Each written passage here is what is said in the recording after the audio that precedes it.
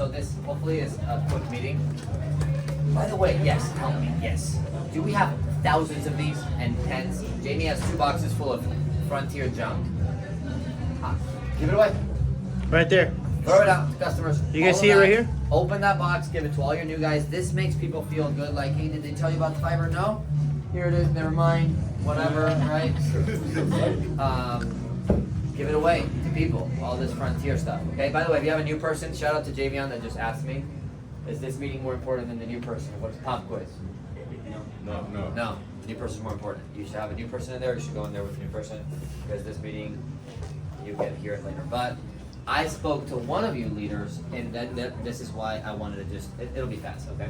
So, who here has hired at least, like, hired meaning they came into the office, at least 2 people in their whole time here or more? Okay, well then, everybody else, hopefully this will help you, since you haven't started. If you already have, then it'll be good. But look, who here has ever dated more than one person? Like you dated more than one person?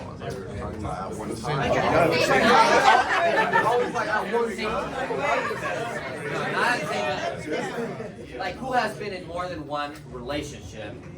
More like a friendly, really friendly relationship with someone. Really friendly.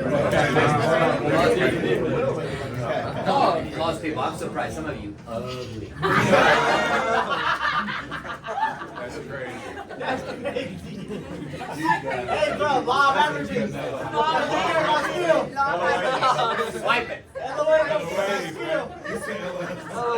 Swipe it. The more you talk to. More talk to it, don't matter how many.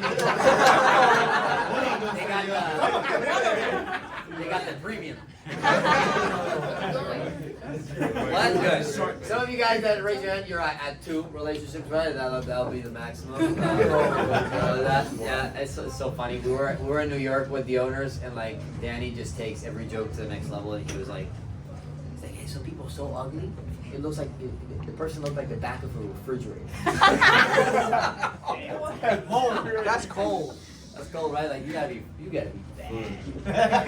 bad. He said, hey, you look like the back of a knee. Oh might as well call him an Can you imagine the back of someone's knee? That's And looking at night. Anyway, that's not the meeting. But if you are that person, man, good for you. And you're probably really good at sales, right? You're selling somebody into spending all their time with you. That's awesome. So, but, and be honest, okay? The whole point of this is to be honest. How many of you guys have had like, you're in a relationship, okay, with somebody, let's say it's the person maybe you're with right now, and, I don't know, you do something or you don't based on your last relationship. For example, you're like, yeah, I have a hard time, or maybe you're like, hey, I always look into my partner's phone because they should be able to give me their phone pin and their passcode, and so I can look through anything because the last person cheated on me. Who's had an experience like that, to where it's like you're treating the person based on the first one? You know what I mean? Yeah. It's like, I think that's a natural human thing to do. It's like, well, the last person, I was very, or maybe you're in a relationship to where it's like, hey, my last girlfriend, boyfriend, I was very attentive to. Like, I was maybe you were like too much on them. Like, maybe you're a physical touch person. You're very close to them. Like, you're very huggy and kissy and that kind of person. And like, that really annoyed your last relationship. And now you're very distant with the new one. You know what I'm talking about? Yeah. You guys know people that have that circumstance? Or vice versa. Maybe you're a morning person and like you're like, or maybe you're a night person, you're always going to bed really late at night, and then your ex was like that, now the new person's not like that at all, and you guys kind of like what are you going to bed at 10 p.m. for? I guess almost like when free time starts. You see what I'm talking about? And so, do you agree we all kind of, based on our past experience, we use that to like correct? It's a good thing, right? Like we're trying to correct the behavior, right? Because, hey, on the bad example, on the extreme example, if somebody's like, my last person cheated on me because whatever. So now I don't trust people. Is that like a fair thing? Yeah. It's like, hey, dude, the last person you got me, like, makes me think, you know? It's like I got slapped on the face for trusting. So now what am I gonna do? Not trust. That seems like a normal thing, correct? And so, but think about who doesn't do that. Who for sure doesn't do that? Think about somebody that like goes through that kind of stuff, but they always go back to believing and trusting and having like that childlike faith. Who doesn't do that? Definitely dogs. But kids too, right? Like kids will always like they'll fall, they'll get right back up. Like if you're like right now riding a bike and you fall and like you hurt yourself, you're probably not getting on the bike again. Like, and if you are, you're really careful. But a kid, I have a kid now, so I just use kid analogies. But like my kid will fall and like dump themselves in the mud. He's yesterday in the garden just like getting full of crap, and he like get right back up and keep going because like his like the memory is zero. And that's why children are the best people to learn, is because the brain is empty. And so there's nothing in it. So it's so easy to retain information because there's nothing in it. You ever see a kid learn a new language? Like, you guys know anybody that learned a new language or a second language as a child? And it's a lot easier than like you trying to learn. If I start teaching you Japanese now versus when you were 1 year old, what's easier? One. Because your storage, think about your brain as a hard drive, right? Your storage is empty. So there's a lot of room. Does that make sense? Mm-hmm. Like you got more gigs. You can put Japanese in there. You can squeeze a third language, and it's okay. But when your brain is full, did you guys know, dude? Did you guys know? I read this in a book. It's called Emotional Intelligence, and it's a scientific study. So you can fact check it. But did you know the human brain gets? This is 98%, 2%. Did you know by age 12, 98% of your brain capacity is full? Did you know that? Like your brain, think about it when you're first born. You don't know how to speak. Think about all the motor, like all the stuff you do. Like you walk, you learn how to balance, you learn how to breathe, you learn how to, all the things you do naturally. You learn how to speak, how to move, how to eat, breathe, take a crap, go to the bathroom, cry. Think about all those things. Those are things that you once learned, right? Now you do it naturally. All of that is taking brain space. It's about 98%. By age 12, your brain is 98% full.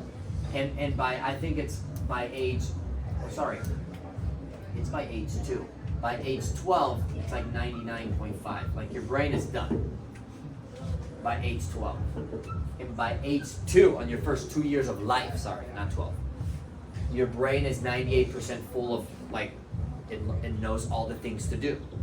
You know, you need to read something, your brain learns how to extend your arm. Does this make sense? Yeah. Where are you going with this? Okay, I just want to extend. This is why I'm really big about reading, because if you don't force information into your brain, if like, think about it, your brain is full at 12 years old, your brain is maxed out in terms of capacity.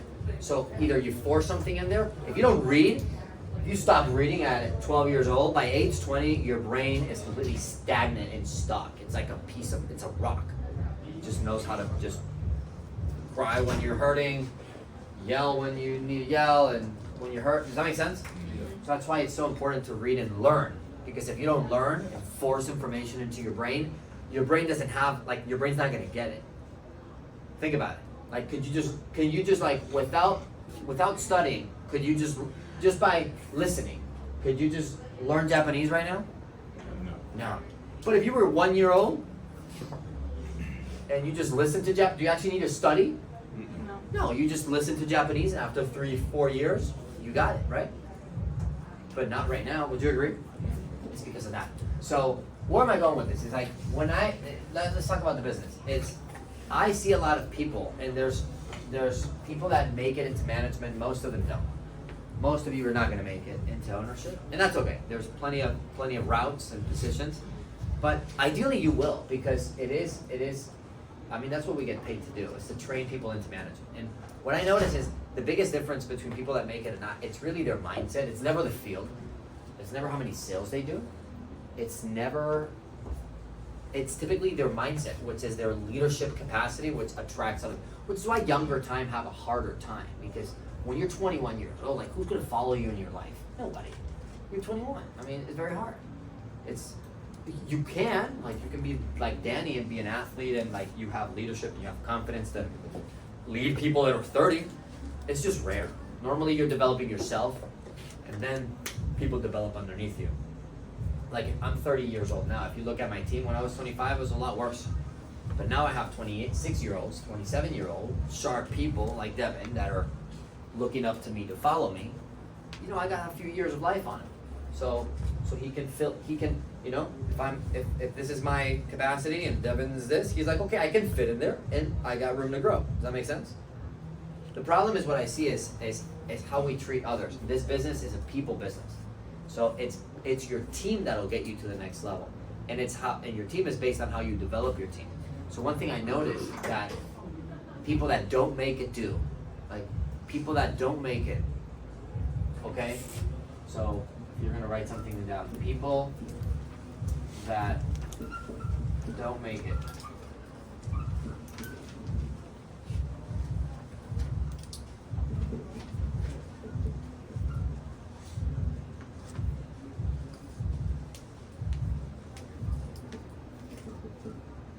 They don't treat everyone the same. And what does that mean? They play favorites, or they do what we are taught to do with our relationships. Remember, you trust the person. You're 18, it's your first relationship. It happens a lot to females. And that's why a lot of times, if a female doesn't have a very strong culture out of the house, female ends up dating, not hundreds, I was gonna say hundreds, so that's crazy. Hopefully it's 100. But female doesn't have a strong culture out the house, female will look for love elsewhere. And then they're dating all these douchebags normally. It's the type of girl that loves the tough guy, the ghetto guy, because they just feel like they're cool. And they're looking for that. And again, I'm just explaining people, and I'm just gonna teach you the business. They're looking for that because they've been hurt in the past, and it just seems like a person that's very loud, and typically it's a person that seems cocky, but it's really, a lot of times it's insecurity that bleeds into arrogance, not to confuse with confidence. A lot of times that is what seems that's gonna protect you. And so then you, as a lady that doesn't have a lot of self-image, because you don't come from a strong culture at your house, which is not always your fault, you look for that. You look for security, which seems like words. And so you find a person that is very outwardly spoken, arrogant, you know, typically that cocky person in the class. Okay? What do I say? Is, again, we're judging people based on our past experience. If your past experience is like, I'm gonna go to Claire, because is the person I know in the office the most. Your past experience is, for Claire, her experience is her dad, because she grew with her dad. And her dad is a fantastic guy that just always treated her mom, so his wife, very well. So Claire learned how a man should behave by looking at her dad. And so therefore, she was never really dating a lot of people, because she's like filtering everybody through the dad. Does that make sense? Mm-hmm. So they're like, shit, she's trying to fit people into this filter, but people don't filter. Does that make sense? Mm-hmm. Like, because the dad filter was a good filter. Does that make sense? Mm-hmm. Yeah. So as she's trying to throw people in, because society tells you, go date, people don't fit. And until she finds one. Once she finds one, it's typically hard to let it go, because it's a hard filter. Now imagine if there's no filter. Because maybe you didn't grow up with a dad, or a mom, or whatever.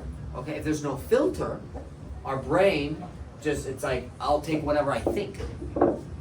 And therefore you date lots of people. Alright, okay? Now, you in your head, like, that's good. Where's it going? This is a bad thing. It's a normal thing. Now, it just doesn't work in this business.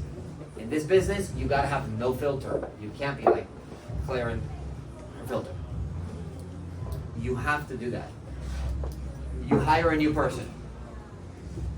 You go take him out for lunch. You spend time until 10 p.m. You go to Torchy's. You take him out in the field. You might even have a sandwich for them. Like, you're a good guy, like Dev or like Will. You're just good. You care for them. You do your best. You know you're probably working harder when someone's watching you than than like when you're by yourself. Because you're like, you know what, I don't feel good today, I feel a little under the weather, but I have a new guy. And so I'm just gonna work hard because it's not their fault that I'm a little sick today. Who's had that feeling that like you got a new guy on you and you're like, damn, like when you're coming down, your attitude's coming down, you're like, but I can't because I gotta be a great example. Who's felt like that for it? We're all like that. We all work harder when we're being watched, whether you like it or not. Oh, I'm very disciplined. Yeah, but if your son was watching you and your son's only got one chance to learn, and it's from you, you ain't gonna be sick that day. You know what I mean? Because you're aware of how important it is. And so we all have that. And let's say, and then you come back in the morning, you come early, you teach Max. You miss the meeting. On Sunday, instead of chilling, you take him out for a coffee. You do all this work. Who's done that for a new person? Who's done all this stuff? Like, you just spend time and time and time, and then the person quits. And then the person's gonna quit, because most people are gonna quit. And it's not because of this business, okay? Like, people normally blame the business.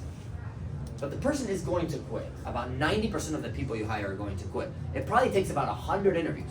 Okay, if you want to realize, how do I get promoted and finish the program? I'll tell you the easiest way to explain it is, you gotta do 100 interviews. Probably 50 are gonna start. Probably 25 will show up. Start and show up, realize it's not the same. And probably 5 of them will get into leadership. And then you get to management. Now, if you do this in 2 years, these people are also going to churn. People are also going to leave. You got to realize, if you're in this room, Craig, and you're like, I'm going to be an owner, 1 year from today, put a reminder on your calendar. 1 year from today, no one in this room will be with you. No, maybe 1 or 2 people, maximum. Melanie was here a year ago. She's on a retrain. Melanie opened up as a brand new owner, very young. How many people were here from this room a year ago? Sharon. 1. 2. 1. So you got, like, most people, you think you're gonna get to ownership with all the people that are in the room. That's not gonna happen. You gotta be strong enough to realize people will quit. And like, my team from 5 years ago, this is all new. You guys are all new guys. I know you think you're like a veteran because you're like been here for 5 months. You're not a veteran. Julian's starting to pass entry level in my brain. He's been here for 3 years now. So if you want to get to ownership, 100 interviews, 50 will show, 50 will start, 25 will show, 5 will get into leadership. If you do this in an 8-month period, you might have a chance where all 5 are still around, and then therefore you actually have 5 leaders you get to ownership. Does that make sense? So why it's so important to do interviews and to attack the business. If you don't attack the business will not promote you on seniority. So back to this. If you keep getting hurt, people will quit on you. Your natural response is, well, I did 2 one-on-ones with this person.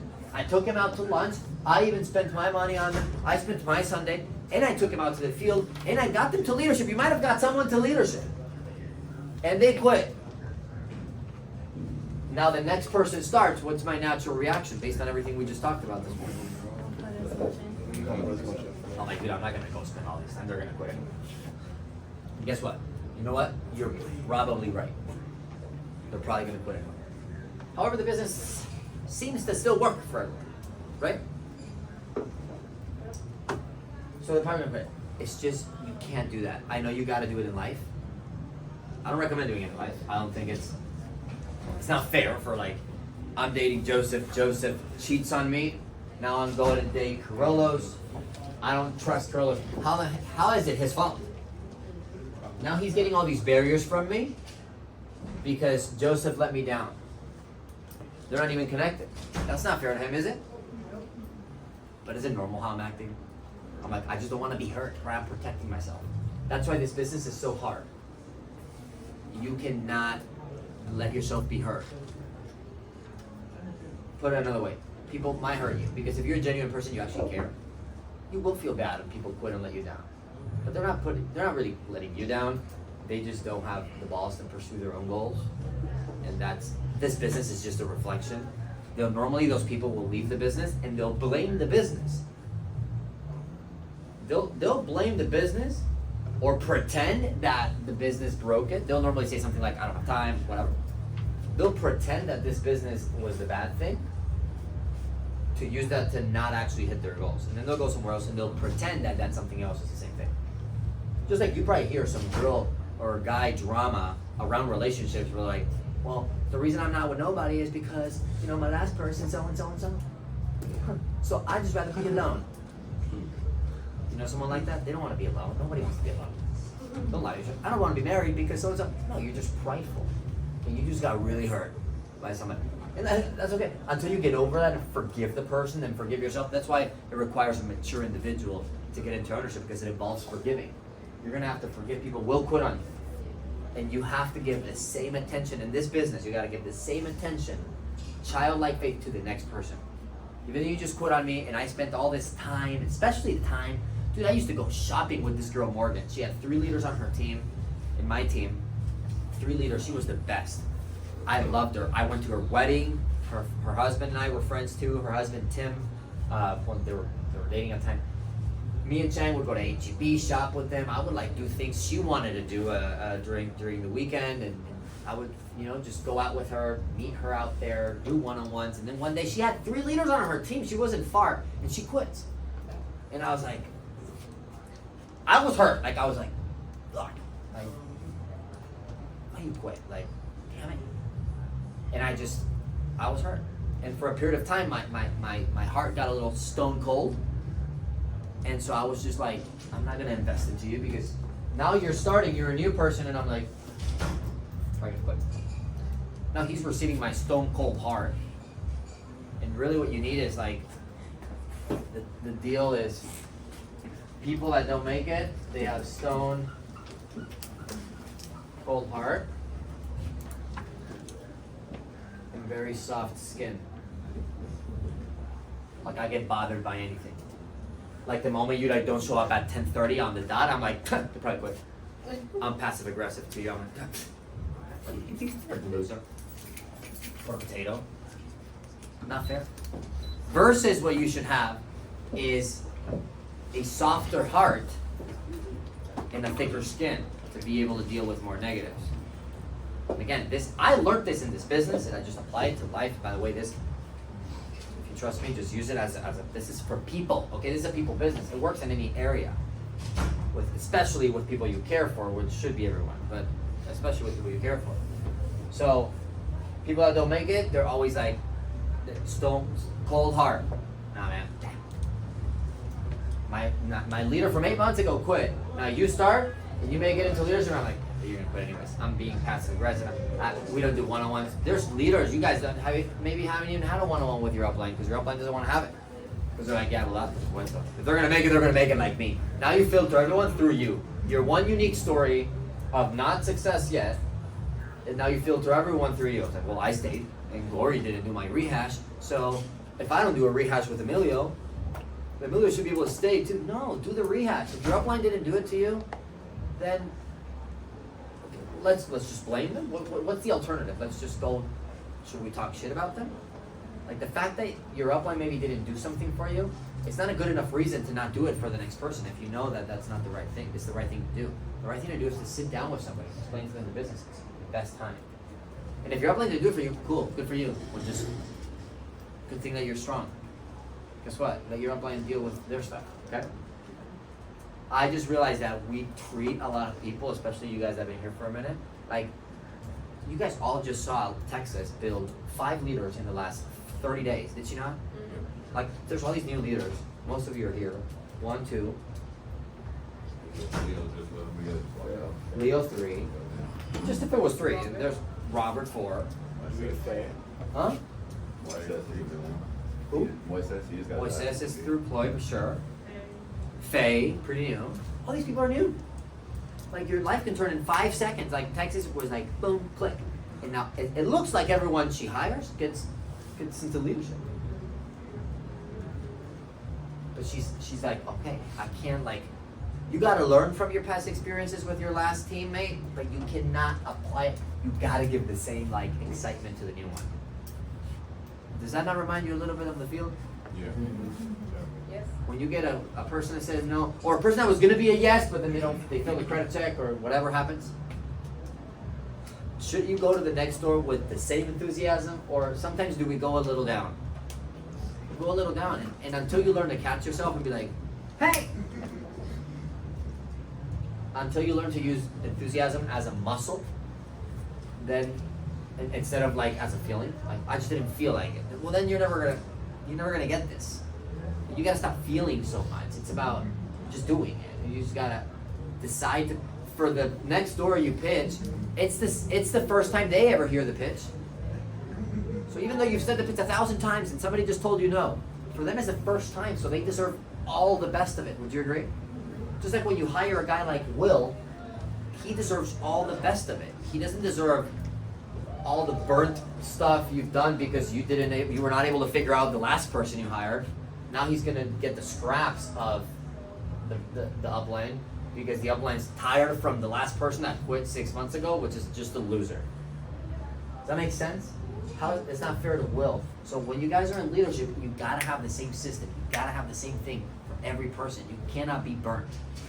If you can crack the code on that, if you can just create some thick skin around that, and then have a softer heart. It's almost like you're like, Richard, but you're treating people like numbers a little bit, but then I hope you would think I treat you like a number, at least from my perspective. I look at you first like you're just God's child, and so like first that's first. But I gotta play numbers here. I've gotta do 100 interviews, I gotta hit my goals. So yeah, for sure everyone's a number, me included. But then when I'm interacting one-on-one with you and having a one-on-one at Torchy's or Aaron liked to go baseball. Aaron was my one leader for like the longest time. Aaron wanted to go baseball. We're going baseball cages. You don't treat no one like a number and then take him and then find out their hobbies and go do them with them. You should do this. You should have this standard operating procedure for every new person you want. Okay? People that don't make it. They don't network. They're new people. The people that don't make it, hire a person and they just think they are the ones in charge of getting them to leadership. Like you hire them and you just think you are just gonna get it done for them. When you're just so new, you might not even have a leader on your team yet and you think you're gonna be the thing for them. No. If you wanna make it, your new person starts and you have a list. You find out about their personal life, you spend time with them, find out what they matters to them, their family, find out what their hobbies, and find out their background. And then you go do their hobbies with them. Go do them with them, their hobbies, not yours. You go do their hobbies with them. And then you realize, damn, their background sounds a lot like Julian. I'm gonna connect them with Julian. And I'm pushing, Julian, please, I'll buy you food. Can you just do a one-on-one with my new person? You're both from the same county in Mexico. Go talk about some red sauce or something. And Julian's like, for sure, bro. What up, cut? Hey, you meet someone from Spain. Dude, put him in front of me. It's gonna be easier for you. But if you don't want to make it, then don't. Have them start and have them just know you. Just you. Just you. Just you. This is ridiculous. We have a team of 500 people. We go to these regional meetings. That's what you meet people for. If you're smart, you could be 21. This is how you can be 20 and be an owner. Because you're 20 and you're aware that you're 20 and you're aware that you have no experience in life. Oh, but I've had 4 jobs. You're 20. You can't compete to a person that's 30. You have 4 jobs. That's quite a lot of jobs actually to be 20. Why? You're getting kicked out of your job already. That's already an issue. Somebody's 30 and you hire them because you've got a good enough interview. Go and connect them with Rod. Rod look a lot less than 30, okay? I am this. Rod look a lot less than 30 for sure. You connect them with Tommy. You connect them with whoever. I thought you were 30. You're not 93? No, 95. 95. Almost. Almost 100. You meet somebody from Pakistan, you connect them with Yvonne. And careful how you sentence it. I know that sounds funny. But I'm like, hey, Yvonne, please. And Yvonne's gonna be like, you're gonna connect them with me just because we're from the same... Yes. Yes. Yes. Yes. Yes. Yeah, you're African, you're talking to Glory. You're some white girl and all your friends from college look the exact same copy of a blonde white person from South Carolina, you're gonna go talk to Clay. First thing. Okay, you're like black, you got a hood side, but then you're cool and petite. Hey, that Meredith. You can be sharp, but also you can say the N-word. Meredith. That's crazy. But I don't pretend that everyone that starts is gonna stay because of me. Yep. You're Egyptian. My boy Egyptian. Hey, you're 21, you're an athlete, you're a kid. Talk to Danny, talk to some 21-year-old. You're from Dubai, come talk to Sharon. But if you don't want to make it, just have your team start and have them just talk to you.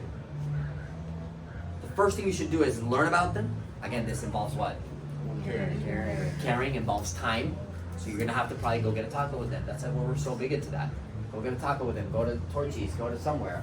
Hey, after the field, man. I know it's your first day. Maybe your first day you don't do it because they're probably very tired. But as soon as you can, just get to know you, man. Like, who likes to not know their coworkers? No one likes that.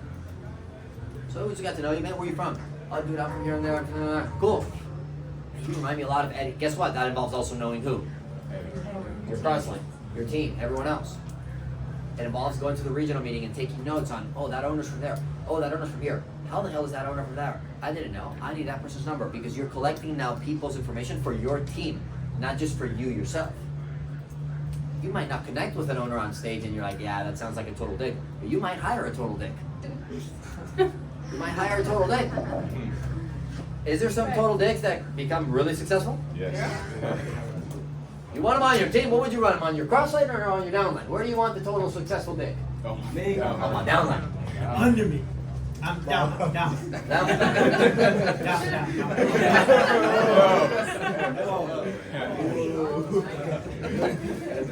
Julian's been going through a lot.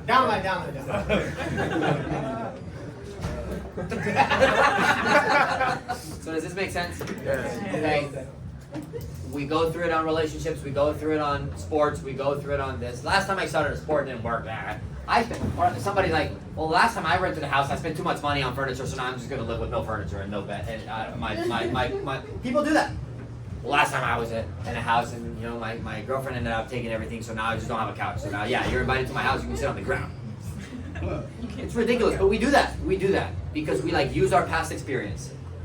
You gotta learn. This is why this business is difficult because you have to undo that.